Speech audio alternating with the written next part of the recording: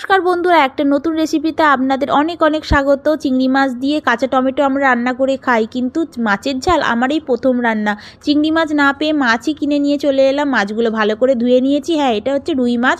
ভালো করে জল ঝারিয়ে রেখে দিয়ে পরিমাণ মতো হলুদ গুঁড়ো, লঙ্কার গুঁড়ো দিয়ে সর্ষের তেলের মধ্যে ভালো করে লাল লাল করে তুলে নিয়েছি। এইটা হচ্ছে গাছের টমেটো, স্লাইস করে কেটে নিয়েছি। মাছ ভাজা হয়ে গেছে। এরপর ওই তেলের মধ্যে আমি টমেটোগুলো প্রথমে দিয়ে দিচ্ছি।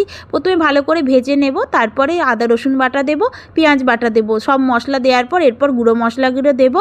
1 চামচ হলুদ গুঁড়ো, হাফ চামচ কাশ্মীরি লঙ্কার গুঁড়ো, আর হাফ চামচ দিয়ে দিচ্ছি লঙ্কার গুঁড়ো। তারপর পরিমাণ মতো লবণ দিয়ে ভালো করে একেবারে কষিয়ে নেব। তারপর জল ঢেলে দেবো। যতটা যেরকম ঝাল মানে ঝোল খাবেন সেই রকম করে মটরশুঁটি দিয়ে দিলাম। তারপর ঢাকা দেবো। কিছুক্ষণ ঢাকা দেওয়ার পর খুলে এরপর গরম মশলা দেবো। তারপর লাস্টে দেবো ভেজে রাখা মাছগুলো। মাছগুলো আগে দিলে কিন্তু নরম হয়ে যাবে, খুঁজেই পাওয়া যাবে না। কেমন লাগলো বন্ধুরা?